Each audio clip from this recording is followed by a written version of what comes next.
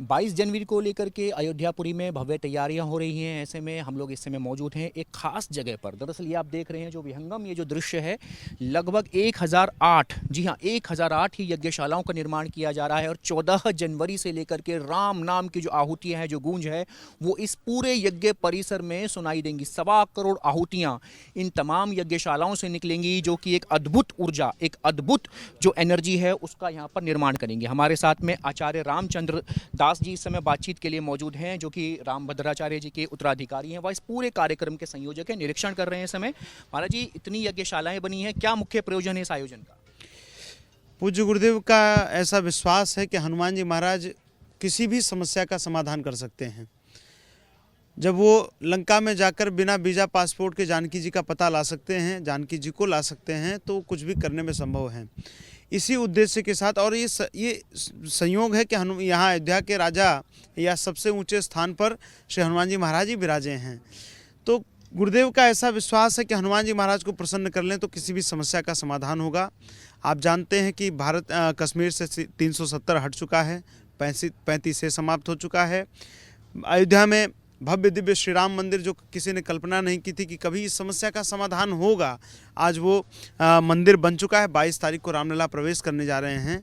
अभी एक समस्या है जो सबके मन में खटकती है कि भारत के मस्तक अर्थात कश्मीर के कुछ हिस्से को पाकिस्तान ने अनधिकृत रूप से ले रखा है। तो पूज्य गुरुदेव हनुमान जी महाराज को प्रसन्न करने के लिए और पाक अधिकृत कश्मीर की पुनः प्राप्ति के लिए ये 1008 कुंडीय हनुमान महायज्ञ यहाँ पर कर रहे हैं। अनेक अनुष्ठान होते हैं, लेकिन हनुमान जी महाराज के लिए इतना बड़ा अनुष्ठान संभवतः ये गुरुदेव का ही ये दूसरा उपक्रम होगा। इसके पहले हम लोगों ने सालासर किया था और उसके बाद अब ये यहाँ पर आयोजन हो रहा है।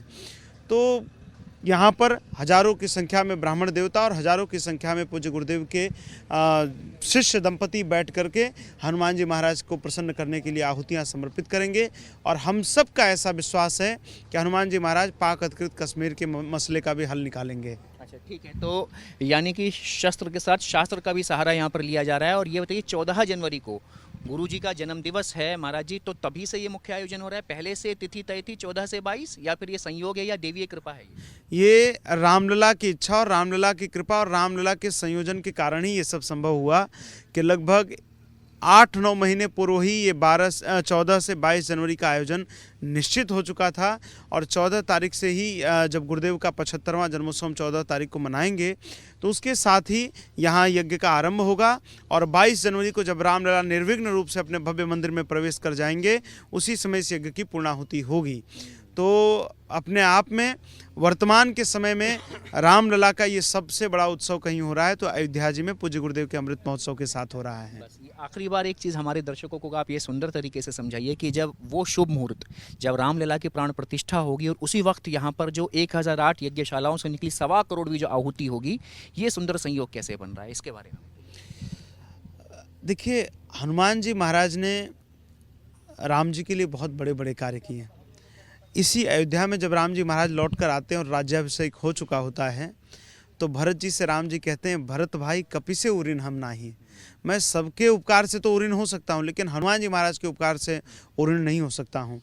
तो मुझे लगता है कि जब रामलला अपने दिव्य भव्य मंदिर में जा रहे हैं, तो मुझे लगता है कि हनुमान जी महाराज की कृतज्ञता के लिए, आप जानते हैं वो जो ढांचा था, तथाकथित ढांचा जो था, किसी ने कल्पना की थी वो कभी गिरेगा? या हम अगर सोचें भी, कोई व्यक्ति कैसे चढ़ कर के सैकड़ों वर्ष पुराने उस ढांचे को गिरा सकता है? कहीं ना कहीं वो हनुमान जी की सेना ही थी। हनुमान जी ही बानर ही, हनुमान जी के बानर ही मनुष्य का स्वरूप धारण कर कर ढांचे पर चढ़े हैं। उन्होंने ढांचा ढाया, तब जाकर आज भव्य मंदिर बन रहा है। तो मुझे लगता है कि इस ढांचे से लेकर तंबू और तंबू से लेकर भव्य मंदिर की जो यात्रा है, इसमें हनुमान जी की बहुत बड़ी भूमिका रही है। तो मुझे लगता है कि राघव जी ने, राम जी ने ये आयोजन कराया है और हनुमान जी महाराज के प्रति अपनी कृतज्ञता ज्ञापित कर रहे हैं कि हे हनुमान जी, जब मैं एक और राम मंदिर में बैठने जा रहा हूँ, भव्य मंदिर में बैठने जा रहा हूँ, तो इसमें आपका बहुत बड़ा आपकी बहुत बड़ी भूमिका है। तो इसलिए अपने भक्तों की रुचि रखने के लिए पहले हनुमान जी महाराज के लिए यहाँ यज्ञ हो रहा है और तब प्रभु श्री राम अपने मंदिर में प्रवेश करने जा रहे हैं। हमसे बातचीत करने के लिए। तो आचार्य रामचंद्र दास जी साफ तौर पर बताते हुए कि ये जो भव्य जो यहाँ पर आयोजन होने जा रहा है 1008 भव्य, इतनी बड़ी मात्रा में आप देख सकते हैं यज्ञशालाओं का यहाँ पर निर्माण किया गया है और उसके निहितार्थ ये है कि अखंड भारत की प्राप्ति हो सके, जो पाक अधिकृत कश्मीर का जो किस्सा है वो हिस्सा जो है वापस आ सके।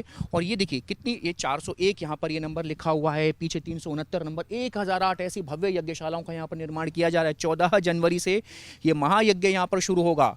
हनुमान जी महाराज से प्रार्थना करते हुए ये महायज्ञ शुरू होगा और प्रार्थना ये होगी कि जो पाक अधिकृत कश्मीर का जो हिस्सा है उसे वापस लिया जा सके। 14 से 22 जनवरी, महत्वपूर्ण तथ्य यहाँ पर यह है कि 22 जनवरी को जिस शुभ नक्षत्र में, जिस शुभ होरा में, जिस शुभ मुहूर्त में रामलला की प्राण प्रतिष्ठा होगी, उसी वक्त यहाँ पर 1.25 करोड़वीं जो आहुति है वो यहाँ पर इन यज्ञशालाओं में दी जाएगी। यानी सुंदर संयोग बन रहा है। पाक अधिकृत कश्मीर के उद्देश्य की प्राप्ति के लिए हनुमान जी महाराज की सेवा में इन 1008 महायज्ञों को यहाँ पर किया जा रहा है। वीडियो जर्नलिस्ट राकेश रावत के साथ मणिदीप शर्मा, न्यूज़ नेशन।